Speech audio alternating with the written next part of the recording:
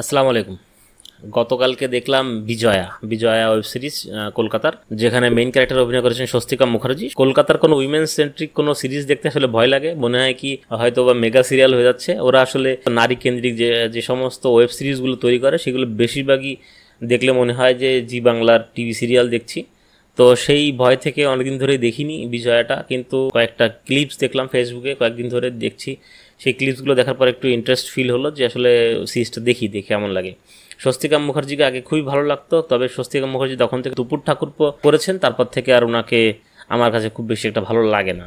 কেমন দেখতে ইচ্ছা করে না, ওনার অভিনয় দেখতে ইচ্ছা করে না। তবে উনি খুব ভালো অভিনেত্রী, এটা তো মানতেই হবে, এটা তো আসলে অস্বীকার করার কিছু নেই। তো বিজয়া সিরিজটা নিয়ে একটু কথা বলি। বিজয়া সিরিজটায় স্বস্তিকা মুখার্জির একজন একজন মায়ের ক্যারেক্টার অভিনয় করছেন, সিঙ্গেল মাদার। তার হাজব্যান্ড অনেক আগেই সুইসাইড করে মারা গেছেন, একটা কারখানায় কাজ করতেন তিনি সুইসাইড করে মারা যাওয়ার পরে তার ছেলেটাকে উনি একাই মানুষ করেছেন। অর্থাৎ ওনার একটা ছেলে আছে, যে ছেলেটা কলকাতার একটা ইউনিভার্সিটিতে চান্স পায়। সেই ইউনিভার্সিটিতে চান্স পাওয়ার পরে সেইখানে যখন হোস্টেলে চলে আসে, যেহেতু তারা গ্রামে থাকে, সেই হোস্টেলে চলে আসার পরে কিছুদিন পরেই দেখা যায় ছেলেটা সুইসাইড করে মারা গেছে।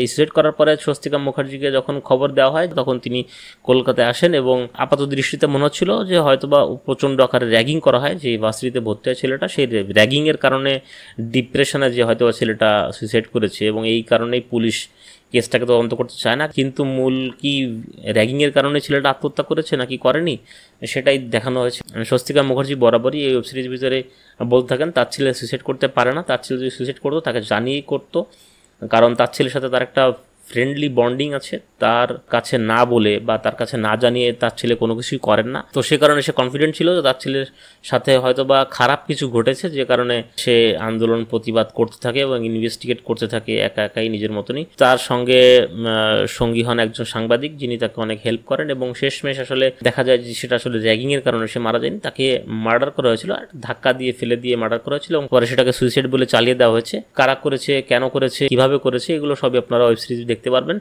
তবে কলকাতার ওয়েব সিরিজ যারা দেখতে চান না বা পছন্দ করেন না, অনেকে আমার মতন একই কারণে, যে নারী সেন্ট্রিক কোনো ওয়েব সিরিজ হলে আসলে সেগুলো একটু বোরিং হয়ে যায়, সেগুলোকে ফান কমেডি এলিমেন্ট ঢুকানোর চেষ্টা করে তারা, কিন্তু সেগুলো দেখা যায় শেষমেশ যে জগা খিচুড়ি হয়ে যায়, অখাদ্য হয়ে যায় আর কি, সেগুলো দেখা যায় না। কিন্তু আমার কাছে বিজয়াটাকে একটু ডিফারেন্ট বলে মনে হয়েছে। এটা আসলে নারী সেন্ট্রিক কোনো কমেডি বা কোনো অ্যাডাল্ট টাইপের কোনো ওয়েব সিরিজ না, এটা একটা থ্রিলার জনরার ওয়েব সিরিজ। এখানে র্যাগিংয়ের টপিকটা দেখানো হয়েছে, যেরকম ধরনের টপিক আমরা আগেও দেখেছি বলিউডে। টেবিল নাম্বার 21 আমার কাছে খুব ফেভারিট একটা ফিল্ম, সেটা একটা রিভেঞ্জ স্টোরি। যারা এই ধরনের কন্টেন্ট পছন্দ করেন তারা দেখতে পারেন। এখানে কোনো ভালগারিটি, নিডিটি কিছু নাই, এখানে কোনো প্রেম নাই, রোমান্স নাই, জাস্ট একটা মার্ডার কেসকে কিভাবে সুইসাইডে কনভার্ট করা হয়েছিল সেটাকে রিভিল করা হয় লাস্ট পর্যন্ত। যে আশা করি খারাপ লাগবে না, ওয়ান টাইম ওয়াচ হিসেবে দেখতে পারেন। যদি আপনারা সিরিজটি দেখে থাকেন তাহলে অবশ্যই কমেন্ট করে জানাবেন, আর যারা দেখেননি তারা ওয়ান টাইম ওয়াচ হিসেবে দেখতে পারেন। যদি ভালো লাগে থাকে অবশ্যই ভিডিওটি লাইক করবেন, শেয়ার করবেন, এবং অবশ্যই চ্যানেলটি সাবস্ক্রাইব করতে ভুলবেন না। ওয়েব সিরিজটি ডাউনলোড করতে যদি কোনো সমস্যা হয় তাহলে অবশ্যই আমার টেলিগ্রাম গ্রুপ জয়েন করবেন। আমার টেলিগ্রাম গ্রুপের লিঙ্ক ডেসক্রিপশন বক্সে দেওয়া আছে। দেখা হয় পরবর্তী ভিডিওতে। বাই।